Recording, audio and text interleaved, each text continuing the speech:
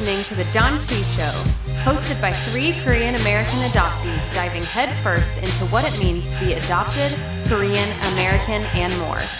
And now, here's your hosts, Nathan, Patrick, and KJ.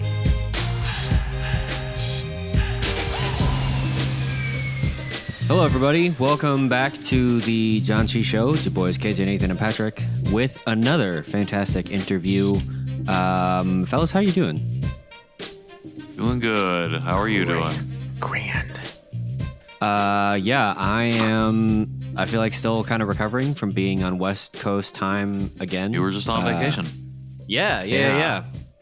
Celebrating my 7-year anniversary with the wife. Nice. So, 7 years. Congrats. yeah. Hey, thanks. 7 years of marriage, 17 years of being together. 15, actually. Oh, I was just guessing, so I'm glad that I was somewhere in the ballpark. You were, yeah. I feel pretty good about that, to be It's honest. officially half of our lives have been spent together. So That's a long time. yeah, Aw, it's that's a cool. wild situation. But Patrick, you were also on the West Coast. I texted you and it was like, we've never been closer besides the times that we've actually been in person together. That's true. We were fairly close, I think. I don't know the distance between Portland and San Francisco, but Closer than the distance between Dallas and Indianapolis, I assume. that's true. That is very I true. don't know, I could be Same time wrong. zone. So, Well, and then on top of that, you texted me when you were at the airport. So in Denver. Oh, that's right. I did have the layover in Denver. So I was like, hey, yeah. I'll come by and wave as I drive by the airport. did you go drive by the airport? No. It's like, Classic. but literally he's 30 minutes away. So that's, again, pretty close. That is So. pretty close. if I had a longer layover, I would have been like, what up, dog? Yeah. God, I would I have had, come like, had a coffee. I had to literally sprint for my connection between my gates. Oh, to get to LA? No, to get Oh, to get to Portland? Indianapolis. No, On yesterday. the way back. Oh, Coming home. yesterday. Oh. Jeez. Yeah, had I not done that, I would have missed my flight and had not returned till now. So Yikes. I'm glad that I made it. I know a bunch of people on my flight who did not make their connections. And it was because we had to wait on the freaking catering to move over from the plane we were supposed to fly on. Wow. 45 minutes, which would have made it enough time for all of us to make our connections. But instead, the food was more important than us. You don't sound salty about that at all. Yeah, I mean, people Unlike were very the food, am I right? I'm just kidding. Hey! Oh. But speaking of very important things, Nathan, for people who are listening to the show, who are hopefully still listening to the show, what does Janchi mean? Janchi means to feast or celebrate or banquet or pretty much whatever you want, but mainly those three. Nope, And- that's super wrong. It does not mean whatever you want. And we are taking it to celebrate and feast on our stories. I feast on our stories. I know I say that and I'm like, that doesn't sound right. I think it's fine. But celebrate our adoption, heritage stories, culture, others that come onto the show and discuss with us their stories. So we are just 3 guys. We are just 3 Korean adoptees talking to other Asian adoptees about their stories, and we do celebrate on them and then feast on a snack or something at the end of the show. That's what we do. That's what we do. As a here. reminder, that's true. I mean, we haven't really said that again recently, but it is all adoptees that we are discussing with. So not just Korean adoptees. Let's say at the Asian beginning. adoptees for now. Asian we shouldn't say adoptees. all adoptees. Sure. We have not branched out of the Asian category. I'm not ready to grow that much yet, if I'm being On the show. honest. I'm still getting, I feel like I've gotten my footing as a Korean adoptee, and I'd like to get more sure footing with Asian adoptees broadly, but I'm not yet ready to I don't think my brain can handle just being like, all right, let's jump into everything. So I need to, it's baby steps on the show. But speaking of baby steps, I think is also important to say that we're 3 cis het male adoptees, which is important because across all of the interviews that we've had, and this interview included, that level of intersection comes up fairly regularly. So yeah, Patrick, why don't you clue us into what we interview Seth about? Give us a little teaser. Little tease about our interview with Seth Zhai. He is an adoptee adopted from Hong Kong, and we talk a lot about those intersections between his being a part of the queer community, not being adopted, and also being a mental health professional. I think those are three unique intersections, ones that we see a lot in our community, specifically from the mental health and the adoptee side, but also just navigating what all of that looks like together.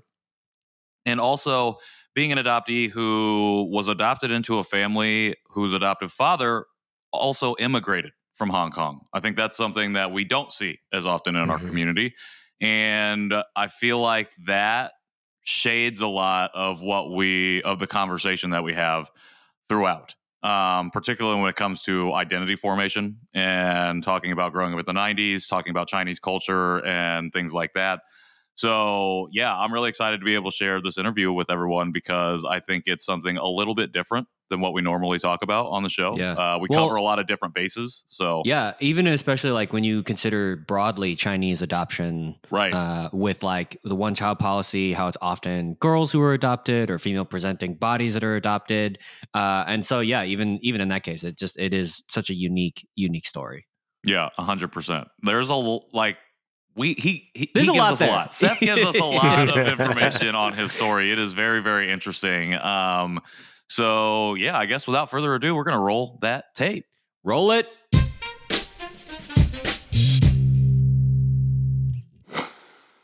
Hey everybody, welcome back to the Janchi Show interview portion. We are here joined tonight by Seth Zhai. Seth, thank you so much for joining us on the show today. Thank you for having me. I'm so excited to be here.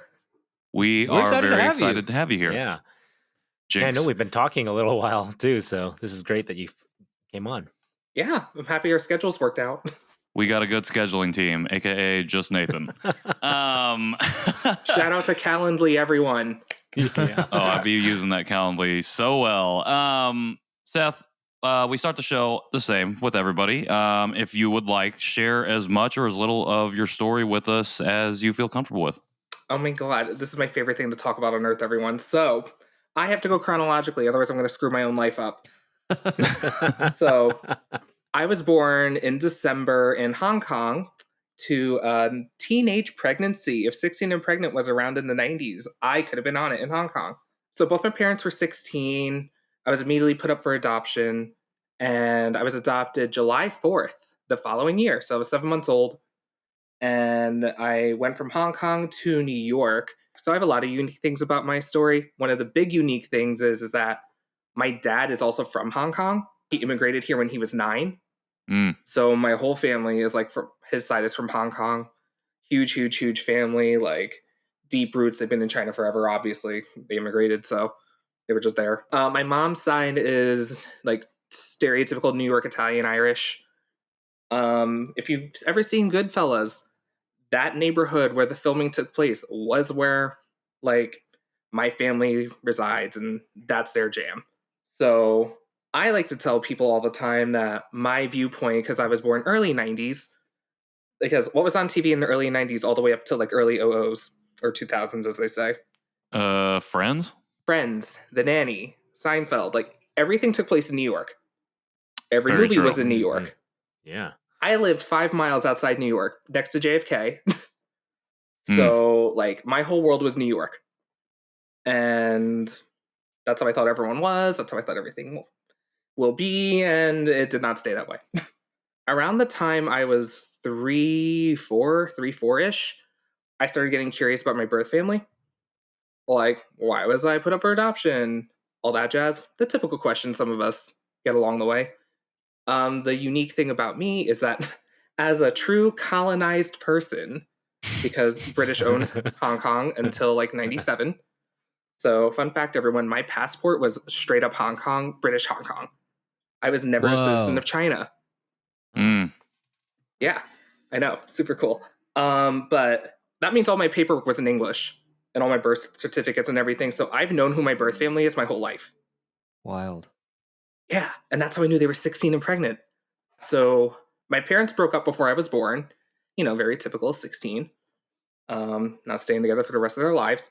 And around the time I was 3, I was starting to ask questions. So apparently through, I don't know what means, because technically I was a closed adoption, but somehow around when I was like 1, birth mom reached out to social worker in Hong Kong, who reached out to social workers stateside, who got in touch with my mom.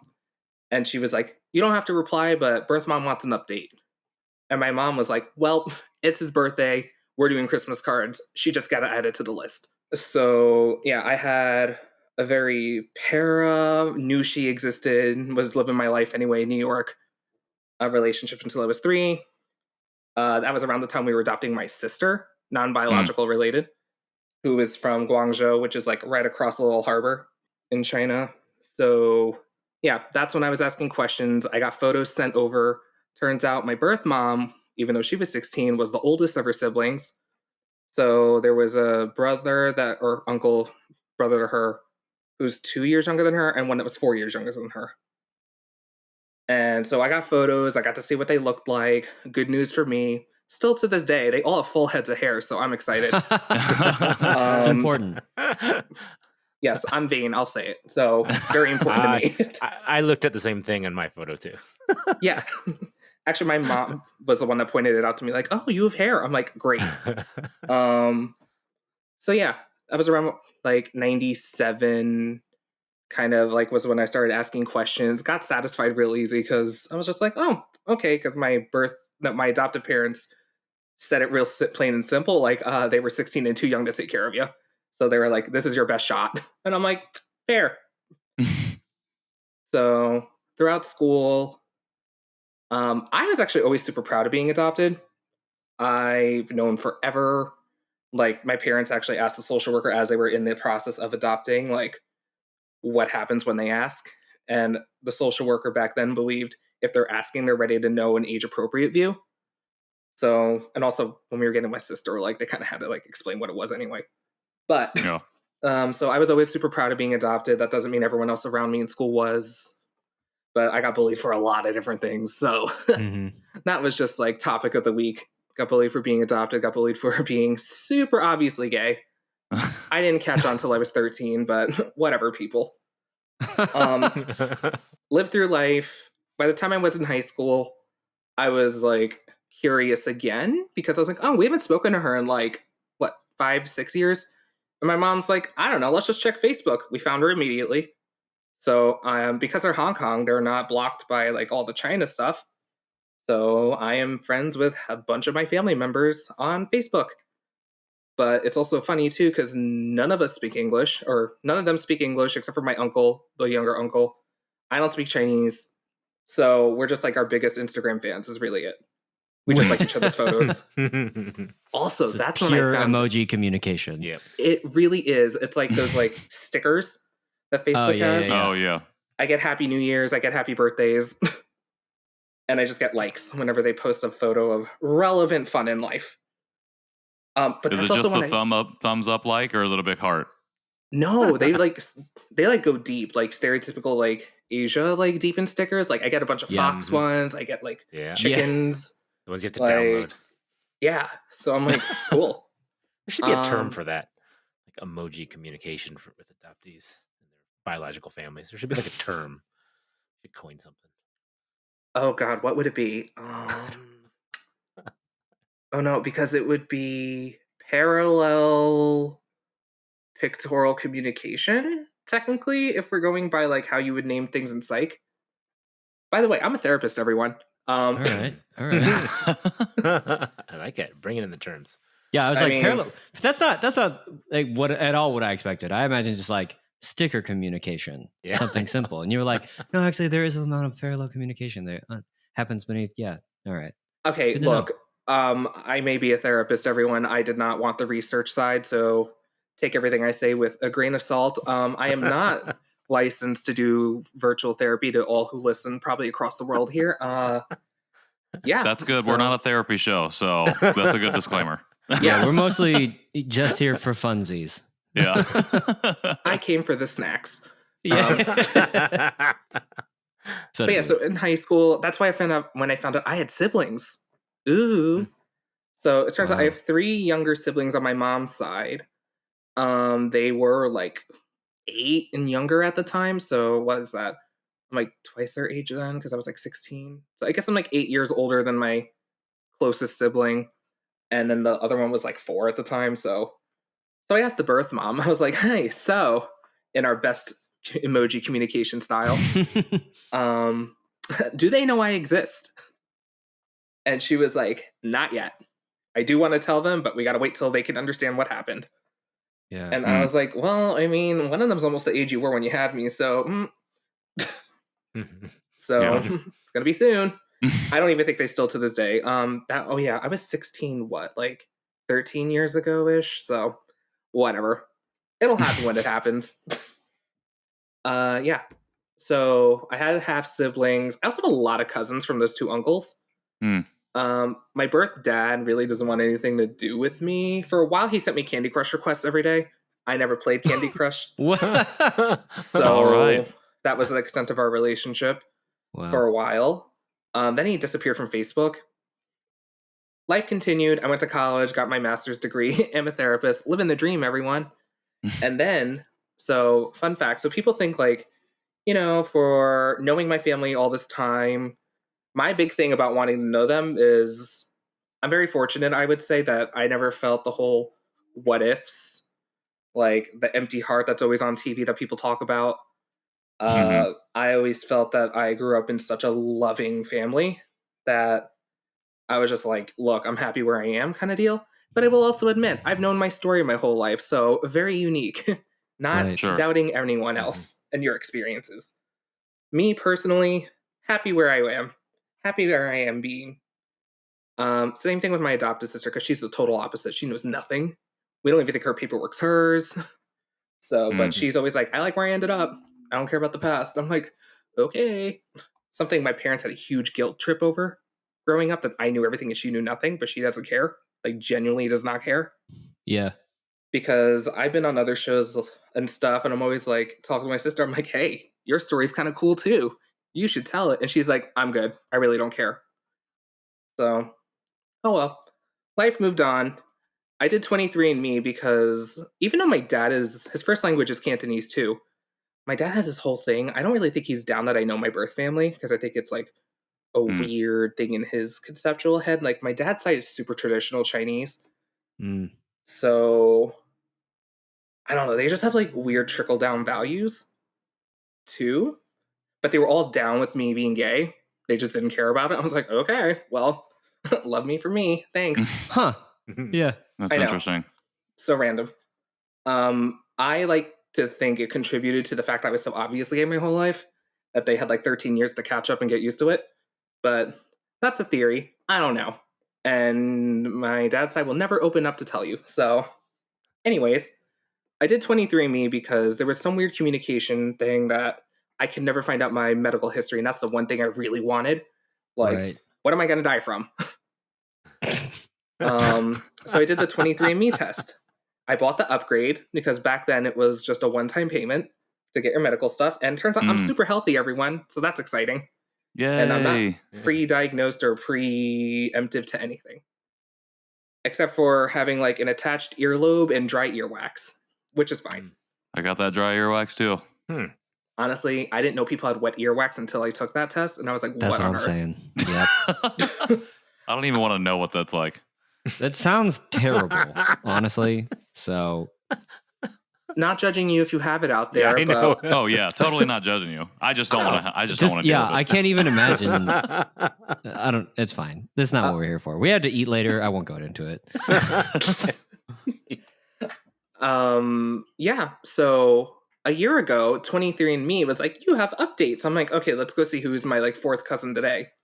A sister pops up. Oh dang. And I'm like, who are you? And you were like, birth mom, have you talked about me yet? Is this about to be real uncomfortable? Well, so no, I didn't even think to talk to the birth mom. I just messaged who the sister was. And I was like, where are you from? Who are you? How old are you? So what was I? Last year I was 27 at the time I discovered it. And she was like, I'm 25. I'm like, shut up. Whoa. I was like, when's your birthday? 13 months younger than me. Wow. Oh, wow. So I was like, are we half siblings? Because for those who've done the DNA, you know, if you were born with XX chromosomes, you cannot trace your Y lineage. And that's me trying to be gender inclusive and all that stuff, but in the nicest way possible. Yeah, so I was like, okay, well, it's only 60 something percent. Maybe that's like the missing half, or maybe we're just half siblings, you know? So I felt so bad because I'm bombarding this poor stranger sister with like all this information. And I'm like, look, I'm about to reach out to the birth fam and be like, who is this? So I reached out to my birth mom and I was like, you always said I had 4 siblings, and I just assumed that was a typo because I could only count. Also, you're with a bunch of other kids that I don't know who's your kids. Do I have a sister that's 13 months younger than me? And she was like, wait, did you find her? And I was like, is this a half sister or is this a full sister? And she's like, no, she's your full sister. And I was like, what happened to you guys broke up before I was born? Right. And she was like, it didn't last. And I was like, 13 months? I was like, 4 months later, you guys like did it again. Like, not judging the fact that you guys, you know, got back together, but slightly judging that you didn't learn the first time. I admit, I was a pure oops baby, everyone. And actually, my big feelings around that discovery was I felt super cool being like, hey guys, I was a teenage pregnancy. Once I found out I had a sister 13 months younger than me, I was like, damn it, now I'm just a stereotype. It's a pattern. I'm less special. But so I was reaching out to like birth mom and I'm messaging like a new sister back. I'm like, yeah, crazy. And I'm like calling everyone I know because again, I've been super open and comfortable with my adoption story. Everyone I know knows. So I'm like, I have a sister. And they're like, yeah, we know. You live with her. I was like, no, I have one 13 months younger than me. Sister. And they're like, is this one of your half ones? I'm like, no, apparently she's full. My adoptive parents are kind of pissed though. Because they were like, if we knew she existed, we would have adopted her. Interesting. So the interesting part too about sister was she actually was adopted to Hong Kong. She was like, I guess, local adoption. I forget what they call when you're in the same country. Domestic adoption. Domestic. Yeah, she was a domestic adoption in Hong Kong. And I'm like, Hong Kong Island's like 5 miles square big.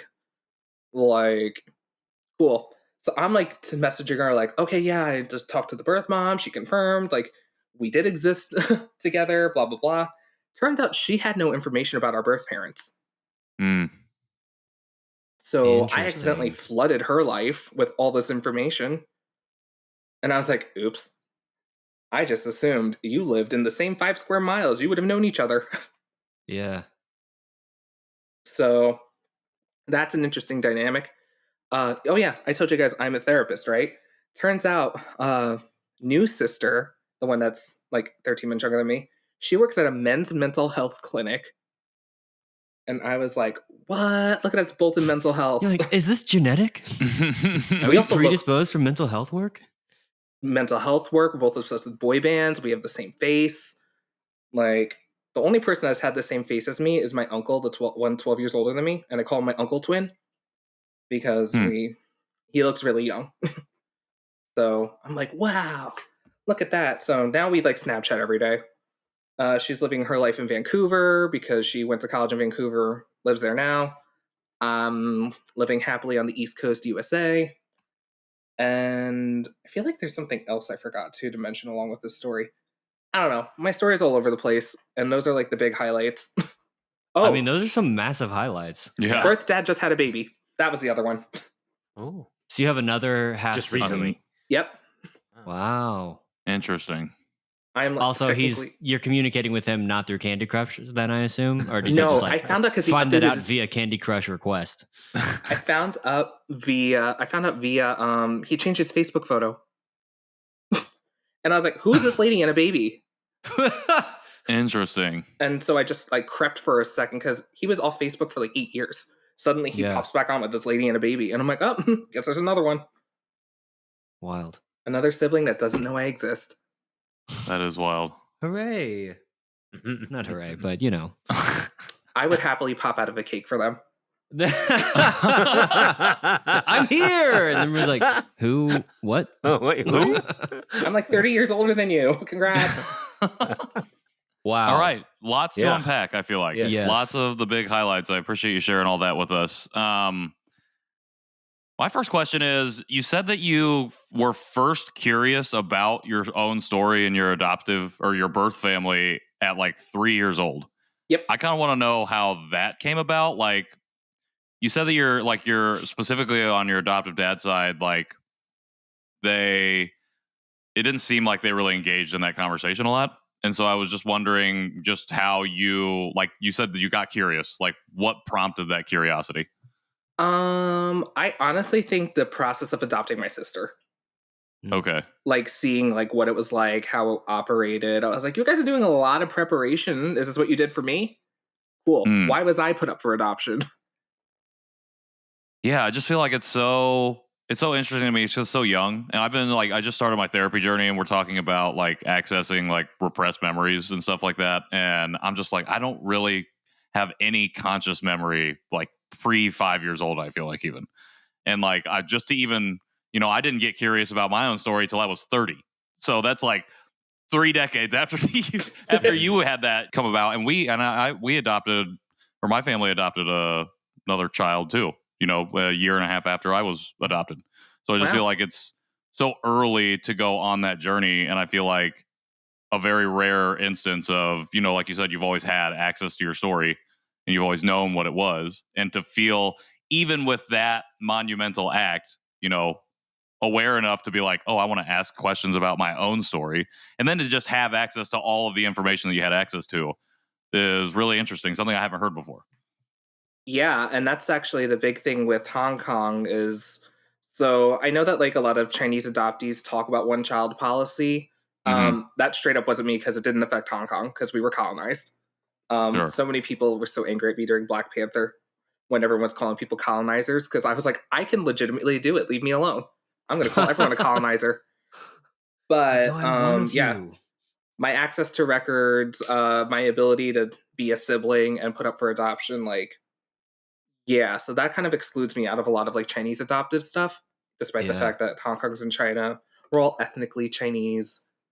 So No, I think it just highlights the uniqueness of your story. Right. I mean, like we are still figuring out, I think, the rhythms of talking to other Asian adoptees who aren't Korean adoptees. And so, but I think even within that, we have adoptees who are friends from China. And so we kind of know like some of that rhythm, but then even for you to be like, no, it's from Hong Kong, it's like super different. And then I think also too, to be adopted where your dad was an immigrant himself from Hong Kong.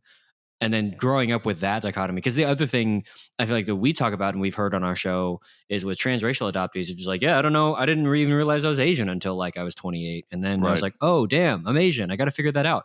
Was your / is your dad like very conscious of being Asian American, or does he really just think of himself as from Hong Kong living in America? Or, you know what I mean? no, I totally get what you mean. And this is one of my favorite things to talk about because therapy side totally like takes over. So I truly feel that my dad has that like immigrant trauma where like assimilation to the max. Sure. Which is why I Yeah. don't speak Chinese. Because my dad didn't want to teach me and my sister because he wanted us to assimilate better. Despite the fact that my sister totally spoke Chinese when she got adopted because she was a year old. She understood everything. I would have conversations with our great-grandparents all the time, or at least understand what they're saying, respond back in English kind of stuff. I never had that gift. I actually tried to learn Cantonese a few years ago. Super hard. Even though I grew up listening to it my whole life because my whole dad's side, like my dad and uncle are the only ones that speak English. So I just was kind of there being like token, like, hey, but yeah, just so we never hid the fact that we were Chinese because obviously you really can't hide it when I'm living with everyone speaking Chinese. But my dad was very much like, no, you're in America, blend in, be America. And my mom also was a huge proponent of that too, because like I said, my dad's side is super traditional. But my mom's philosophy was they're living in America, they have to blend here too. Right. But also because like my dad's, I think, like I said, he was 9 when he got here. He didn't speak English when he got here. He truly like what you would see like true immigrant life, like, yeah, that was so him. He was the one that was 9 years old translating like all the tax information, letters they get in the mail to his parents, and yeah, he barely speaks English. So yeah, there was another question in there that I'm not answering. I cannot remember, but I think. Well, I mean, I think you're talking about your dad just being like super assimilation-y answers a lot of it. But I guess the follow-up to that is what was, and you might have said this when my AirPods died because I'm a noob podcaster. But what was your like your conception of being Chinese, and like how did that identity, or has that identity shifted? Because I think what's interesting is like, especially like being a child of the 90s, like I was just kind of reflecting on the kind of dominance of South Korean culture in America right now. But in the 90s, it was like all about China. And like the big points for me, understanding, like as I was grasping for literally anything that was Korea adjacent, a lot of it was Chinese. And so I was like, well, looking at like Jackie Chan Adventures, I was looking at like Rush Hour, I was looking at like a lot of that stuff. And then like when Disney dropped American Born Chinese, I was like transported back to the time. I was like, oh yeah, I forgot that I took in like a lot of like Chinese American culture. So what was that like for you? If you're, you know, if your dad was like, you're American, but like, were you still like, yeah, but what about this like Chinese part of me? Or was it just like, yeah, all right. Okay, so there is more to this, but yeah, basically I was like, okay, yeah, because again, it was more of just like live in the world that you live in kind of deal. But at home, we're still going to celebrate New Year. Mm-hmm. We're still going to do like a couple things. Like we didn't do the Moon Festival stuff. What is it? Is it the Moon Festival I'm thinking of with the moon cakes? Yeah, full moon festival. Yes, I only know it from like a Netflix show, and I talked to a Chinese friend, and they were like, "Yeah, I don't know, like Chang'e like wasn't a big deal for me." So Yeah, see, and that's the thing for me. I know it about it because my grandparents would have moon cakes around. But yeah, also, I hate moon cakes, so I was never into eating them. And like that's something. Oh my god, that's something I laugh about because also I'm in the groups online and people like I get it. Find your identity how you want to find your identity, but like guys, there's so much better stuff to cook than a moon cake. Like they're really bad. Like I'm saying it. Like moon cakes are horrible. Like cook chow mein or something, but yeah. So another part of like me growing up and like figuring out my like Chinese side and Asian identity is because I grew up in New York too. My parents are super adamant that me and my sister knew we were not the only ones. So we were part of what was, oh god, FCE at the time. It was Friends of Children Everywhere, which I think switched to Peruvian. I don't know how we went from Asian adoptees to Peruvian. Interesting. But it was just a group of people that would get together a couple times a year. And like there was about like what 50 something families that would like gather together. There was a big picnic every summer. There was a water park in the picnic. We celebrated New Year together. But it was really just like a place, a group of people that just wanted their kids to have an identity too. But like even then, so it was a lot of it was a mix Chinese Korea, like very even. So they would be very inclusive about that. While us kids would go off and be like kids and like play on the playground, they would have like lessons for the parents, which I didn't realize till later. But I was like, ooh, that must have sucked for you, Daddy. Like you have these like white people up here telling you how to live your life, trying and to what be your like, life is oh like. yeah, this is what it's like for China. And you're like, yeah, I know, I'm from there. Yeah, and apparently they were super awkward with him there too, which made him laugh too because he's like, hey. He's like, yeah, keep going.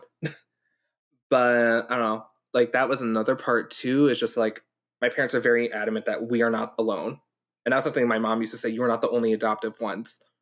But that still does not mean I did not suffer from the lack of representation. Everyone, literally, about what 6 years ago, I had a dream I was sold into white slavery and I escaped, and then woke up and I was like, well, no shit, I escaped. No one tried to stop me, and now I remember why. So yeah, and I feel like that's a overall like Asian American experience, especially for like our age group. Maybe not so much like the youngins growing up now that K-pop is so prevalent and half of K-pop is from China anyway.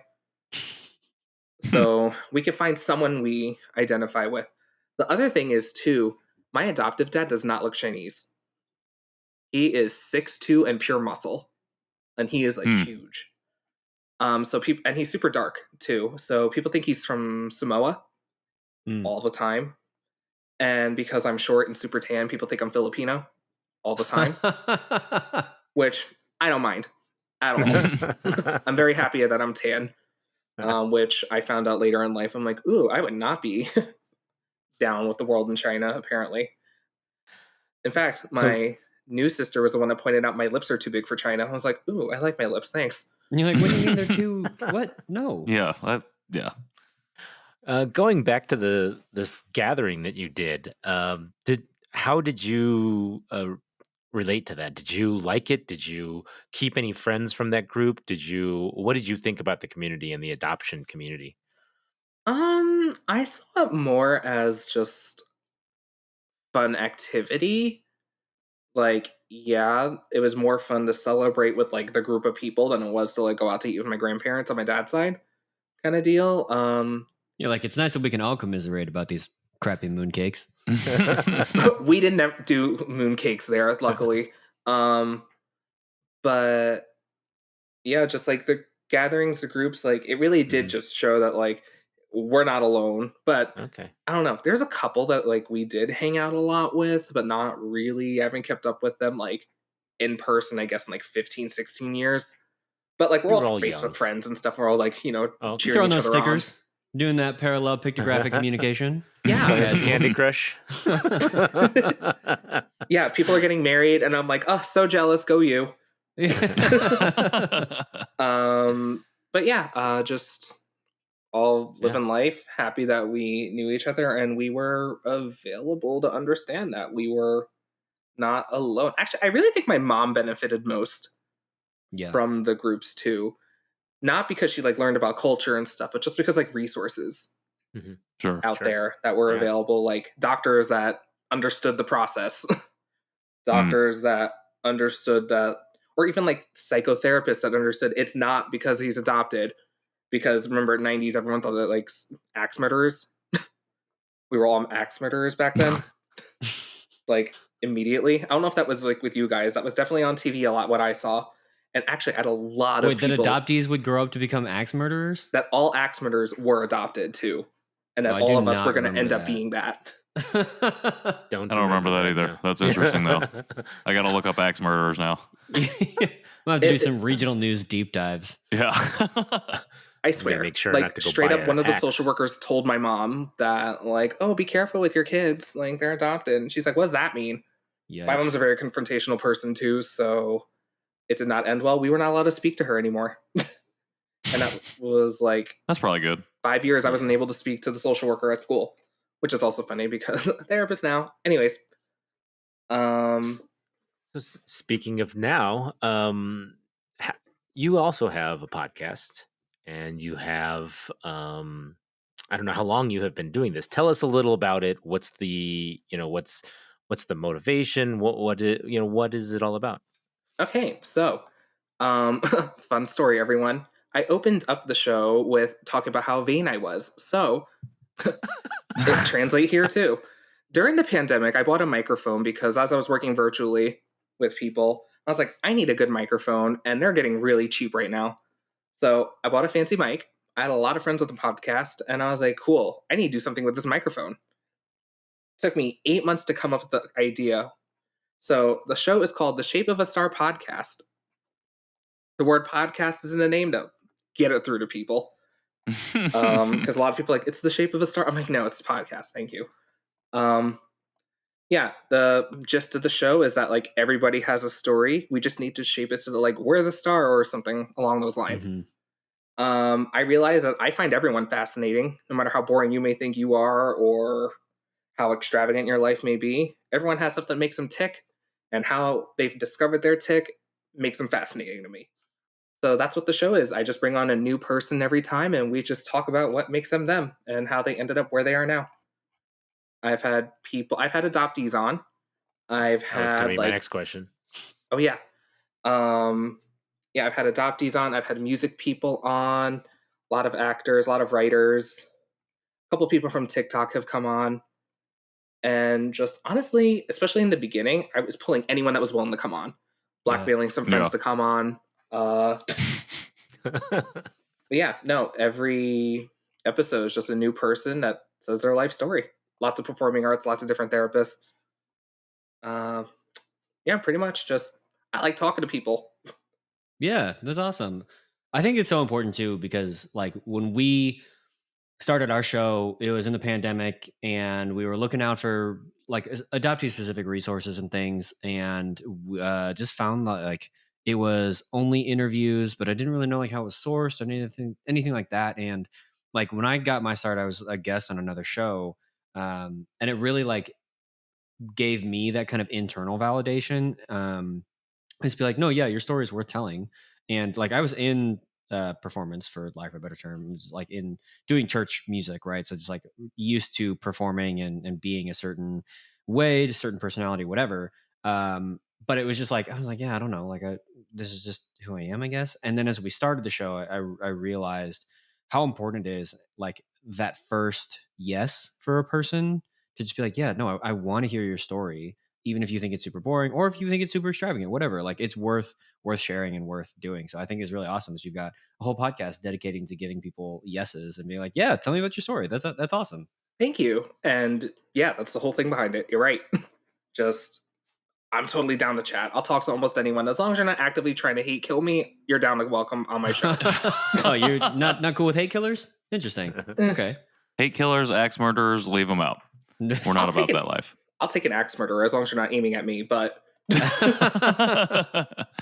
Oh yeah, I record virtually too, so you're nowhere near me. So yeah, that's true. You'll never find me. You're messing up your own computer if you're coming out with that axe.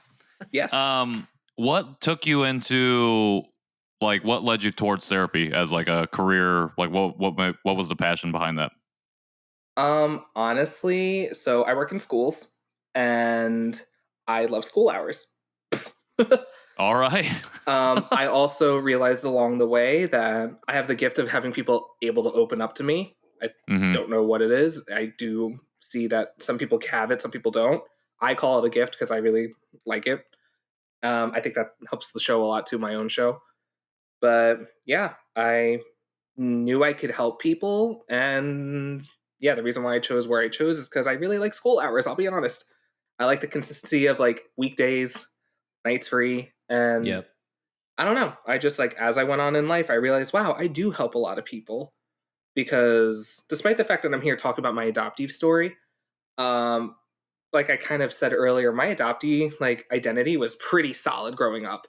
Yeah. But it was exploring like gaydom is really kind of like the big struggle, quote, I had growing up, because people could accept adoptee easier than gay back then. I don't know if it's like the same or different or if it flip-flopped along the way. But yeah, no, just through my own coming out process and helping others come out as well. That's when I really learned like the trick of the trade of adoptees, or not adoptees, of like I'm good at therapy. And then kind of like around like mid last decade, like 2015-ish, I was like, I haven't like dealt with adoptees in forever. Let's like hop back in the community. And then I joined like all those internet groups that you can find on Facebook, everyone. Probably in almost all of them that allow Chinese adoptees in. And I realized, wow, people really don't get it. Like our lives and our stories. Very true. I think that's really interesting. Like, 'cause I'm often really curious about the parallels between like a queer identity and adoptee identity, and how like whether or not you have to come out from one or the other, because I think there's oftentimes, and I'm sure you've heard the story, right, of adoptees being like they have their own kind of coming out moment. But it's interesting that you were like, no, actually for me, the adoptee part was pretty solid, but it was being gay. That was like, I don't know if it was like a code switching situation for you or what that was. And in terms of just kind of navigating particular language or how you handle certain social situations to go through, like to get to like being comfortable with who you are now. Okay, I'm not sure if this answers what you're saying, but I have what I think is a good answer. Great. So I think the big thing that really helped me live with adopteeism easier is because being an adoptee is something that happened to me. Like, I didn't choose to be adopted. I didn't choose to be born. But hey, along the way, I was it. And I was very lucky to be in a very loving family. that has loved me for me my whole life. Yeah. Trust me. I don't think I would have been this well off if I was in Hong Kong still. Gay is still not okay fully over there, so much better on that end. I could have been adopted into a very hateful family too, but instead I was adopted into a very loving family who, like I said, even with super traditional values, still loves me for me. So yeah, adoptee happened to me. Being gay was something I had to get comfortable with myself, which is also funny too because the whole like exploration of it was very rough for me growing up. And then the second I saw like this guy that I thought was super cute in class in ninth grade, like literally whole world faded away. It was only him in the war room. The first thing I said was, ah, shit, they're right. I was so angry that everyone else was correct because I like knowing myself, always Right. like knowing myself and my identity. You know, had a lot of isms to go with. And I was like, God damn it, they're right. They figured it out before me. And I came out in less than like 24 hours later to the world. Which I got Interesting. bullied less once I came out. So Yeah. Okay. So I guess as a byproduct of just being adopted, like as a baby, like I typically, even though adoption is a thing that happened to me, I still think of it as a pretty inherent identity, like a thing that I was basically born with. I guess that wouldn't be true for like the adoptees who were adopted at like 4 or 6 or whatever however old they were. But yeah, maybe that's what I'm. There are the parallels, but yeah, that is an important distinction to remember because it's the same thing. Like I was born missing a thumb and like my forearm bone and things like that, so I'm just like I just am disabled. So yeah, so maybe that's the key difference because it is obviously I think parallel but not the same. But yeah, that's interesting to think about, like literally just like the timeline versus intrinsic nature of those two identities. I honestly think it's because I could blame someone else. Yeah. I really do. When you boil it down, I could blame the world for me being adopted. I could not blame Right. anyone except myself for being gay. Right. Like to You just have boil to, it down to the very, very simplest things, I think that's why I was able to make the distinction. Yeah, because you were just like, I just got to deal with it. This is just who I am. So, Damn it, they're right. damn it, they're right. I hate being wrong. So, Amen.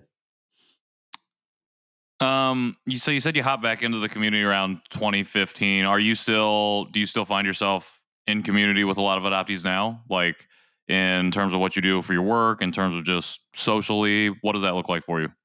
so I feel like I still hop in and out. I've never really like dove fully back in. Sure. Yeah. But that's also because, like, in the adoptee community, I'm a huge minority there too. I like the joke that I'm a minority almost everywhere I go. Yeah, because even in the gay community, I leaned more towards asexual. So, like, the hypersexuality culture of gayism, I'm like, that's not for me. Sorry. So I get left behind there. In the Chinese adoptees specifically, like, I'm from Hong Kong, so like, I don't know if you guys see that there's a bunch of adoptee studies that go on because all the people our age are like now trying to get their doctorates and whatever. Mhm. I'm ineligible for almost all the studies because I'm not one child, Right. Interesting. right?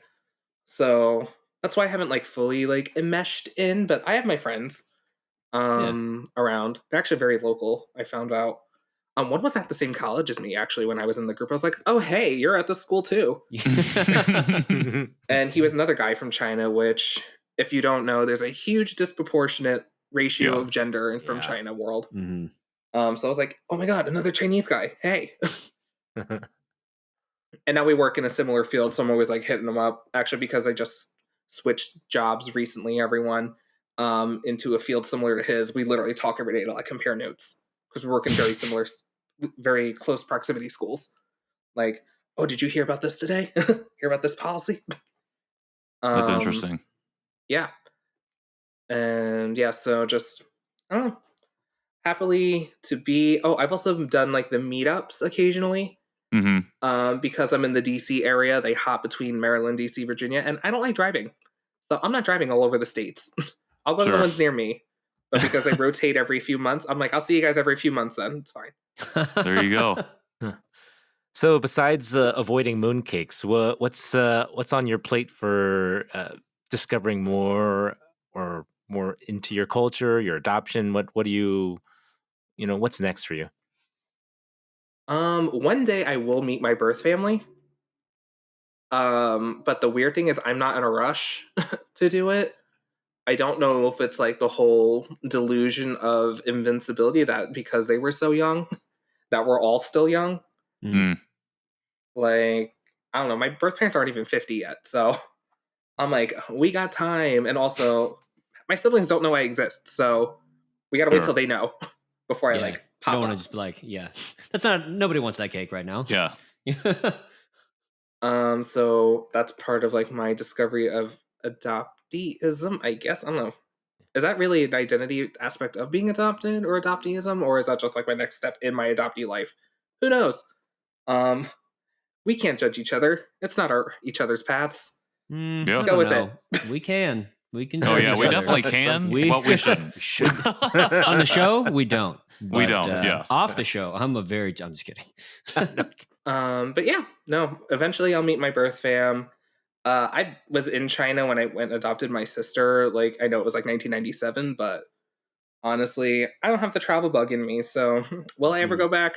Eh. So you Not haven't sure. been back since that moment? Nope, I haven't left the country since 97. Okay. So Okay. I really just don't have like the urge to go anywhere. You're rooted for sure.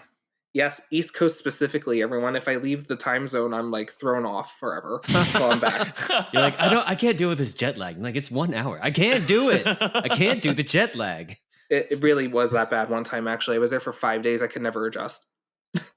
Incredible. That's awesome.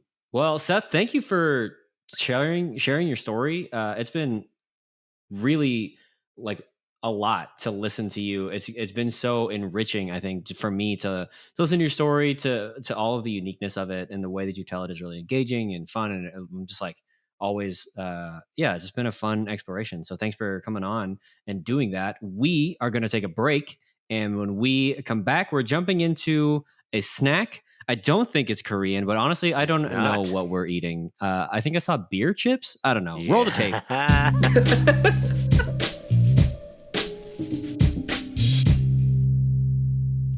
The appropriate cue. Welcome back to the Janchi Show. Time to eat. Eat some snacks.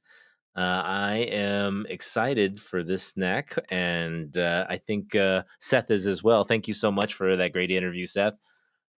We are going to try some very traditional potato chips that everyone has heard of, Lay's potato chips. Traditional That is potato who chips. makes it. I know. I mean, when you think of potato chips, I think of Lay's, right? Or Doritos. Doritos. Those two. No, right? I go with Lay's. Lay's. Okay. Yeah. So, but I have noticed over the years, I've seen a lot of different flavors of Lay's from across the world, from different countries and stuff. And this one is, it says right there, product of China on the back of it. And Like it is a flavor me. I like. Yeah, and it's a flavor I've never seen before. That I thought was interesting. It is a craft beer flavored chip. So they had two versions of this one and a peach beer flavored chip, which was interesting. So, what kind of craft beer is it? It just says craft beer. That's all it says. Yeah. That was The flavor. Google Lens says a bit of beer steam, big wave potato chip. Yeah. So big that's a hot wave. mess of translated text. What does that even mean? I don't know. But I'm here for it. I wish I had a beer though to go along with it, but that's another I mean, story. you kind of do. Yeah, that's what the Infused. chip is for. Could That's have. what the Oh. chip Beer. is for. Oh, okay. I was like, are we on 3? No, you guys already ate. Oh yeah. Oh no. Oh my gosh. Smells like a regular Lay to me. It does not taste like a regular Lay. Like, Hmm. well, it smells like straight up beer. Wow. Wow. I feel like I walked into a frat house. That is It's sweeter than I expected. it is sweeter, Yeah. Yup. but it is definitely reminiscent of beer, which is kind of crazy. Oh, it's got that like strong Lay's, like classic Lay's chip flavor, Yeah. which I did not expect to taste any of. So it's I'm not gonna lie, I like the Lay's chip flavor better than the beer flavoring. yeah. I'm gonna try another one though. I don't know what's going. I feel like this tastes like grapes. It doesn't even taste like beer to me. It tastes Yeah, like grapes. Really? I don't like it. It tastes like grapes and then it finishes like hops. Yeah. Oh, and this is the weird part for me. I don't know why, but I'm having flashbacks of when I used to sneak a sip of my dad's beer. Like What a strange Like when you were a memory kid? to be brought up by Yeah. these chips. I don't know why, but it's It's because you were a kid and your palate wasn't used to beer, and so you're like, "Oh, what is this? Maybe. And why do adults drink it?" yeah. I mean, it's not horrible. It's not great, but it's just got a very unique flavor, and it's I don't know. I don't know where it's coming from, but it definitely reminds me of like a quick quick sip of beer. Making my throat cold. I don't like it. I definitely, I was like, "Oh, okay, not bad," and then I kept eating it, and it's gotten progressively worse with each chip. So I'm gonna stop. Yeah, I'm not a fan. I'm not gonna lie. fan. When So, we do rate you have these things, any opinions? Yeah, so it's very spritzy is how I would describe Yes. it. I also Oh, can't okay, drink that's anything. That's a good description. Spritzy, Yes. yeah. I personally can't drink anything carbonated either, so I'm not like the best comparison on beer. But no, it feels what spritzy things would feel like if it didn't burn my mouth when it bubbled. Like imagine but, Pop Rocks, but lighter. yeah, kind of refreshing in a way, but I don't know if that's because I also had water with it. Are y'all's mouths minty? Yes, that's what I'm saying. What? That's why my throat is cold. That's what I was saying. That's why my throat felt cold. It's the mint flavor. What the f? I don't like it. I'm gonna smash these with my hands afterwards This is wild. because I don't like them. Yikes. Okay. It does Sorry, I not did not have mean to mint. interrupt you. That mint really just took me by surprise. Other thoughts? Any others? Oh. Yeah, okay, so for those out there, you know when chips get staler and they're like not as crispy and they kind of like take an effort to like crack when you bite it? Yeah, this has that where like it's some moisture in it, and I guess it's the the beer steam with it. But yeah, it's not as like breakable with your teeth as other ones are. Oh, that's interesting. I feel like mine are very crunchy and like super breakable, like the opposite of what you just described. Like really crisp, but not good. Not my favorite. But not good. I said not my favorite. I didn't say not Not good. my favorite. It's okay. So that is interesting. We are not sponsored by Lay's. We are just trying snacks, and everyone has a preference, and everyone has a rating. So, Seth, what would you rate this on a scale from 1 to 5 beers that will make you pass out? Wait, which way? What? I don't know. What? How on a scale from 1 to 5? Sorry, as an obscure rating. No, I would put it down with the mooncake at 1. Okay, down to 1. I don't feel it's as bad about as as- saying that I have a low rating as well. Oh, it's about as Yeah. sweet as a mooncake. It's just slightly sweet. Yeah, I Okay, usually 1. rate on the scale of can I eat the entire bag before we're done doing this section? And I can't even eat any more of these. This is just, I see KJ over there munching on them still, and I am confused because this is just not my jam. Yeah, I'm going with a 1. This was just not it for me. Lay's, I don't know who is over there in your Lay's product China. department making these decisions. I'm not here for it. Yeah, I went in for another one just to make sure that I agreed with my past self, and I do. These are also a 1 for me. I don't know if I can. I mean, like a 0, I guess, would just be that we didn't eat it, right? And it Sure. just feels incredibly rude to give it a decimal point. So I'll give it a 1, only because I don't understand the flavor, like how it's attacking my mouth, but it's impressive nonetheless. You know what I mean? Like, I don't understand the mint. I don't understand how they got spritz in there, but like, it does hit like beer. Not a good beer, but it does technically hit like beer. It definitely degraded the more chips I ate.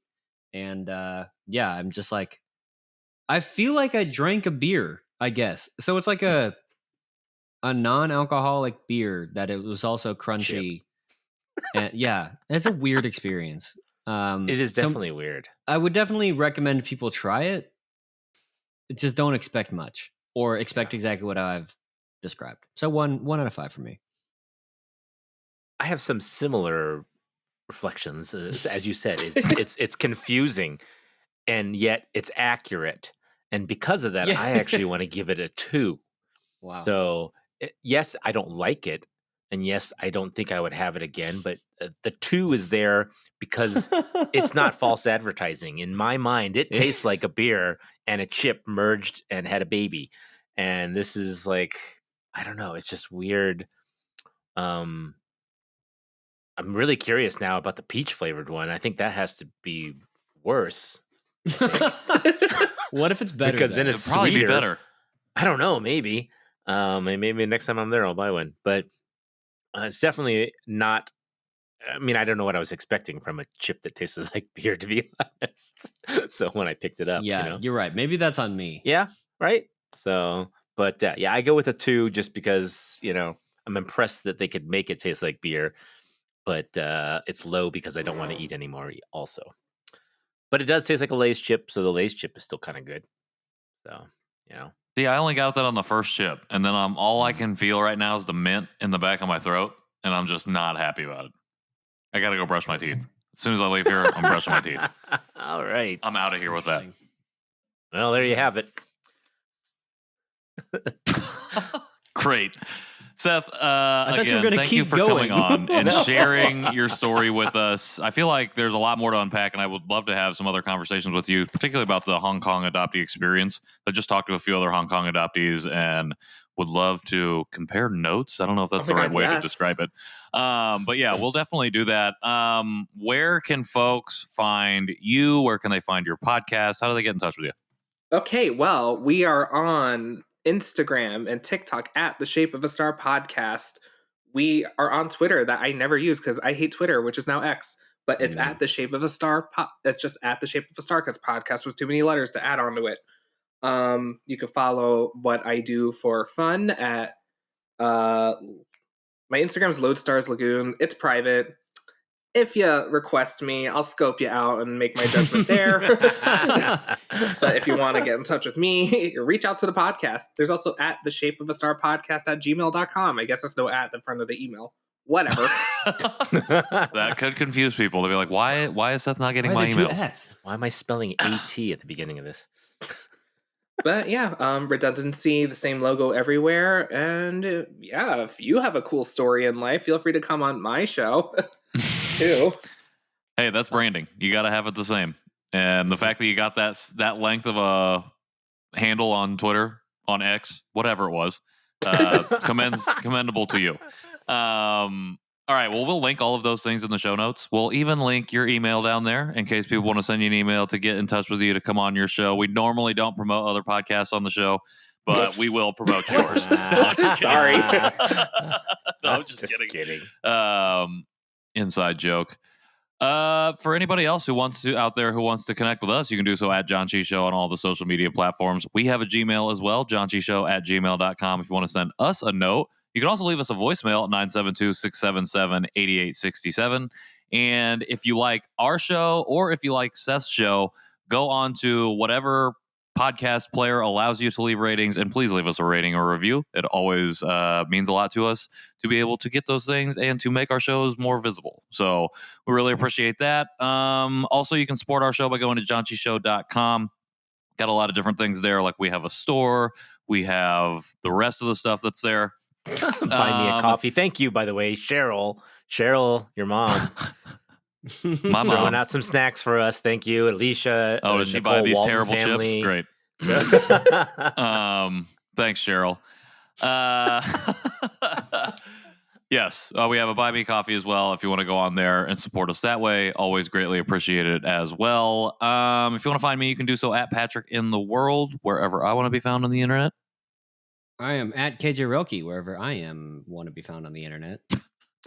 And I am N Nowak on Instagram and Nathan Nowak on Facebook. By myself. Nathan Nowak on Facebook. It's gonna be the last man standing. The last Facebook account standing. Maybe the last X account.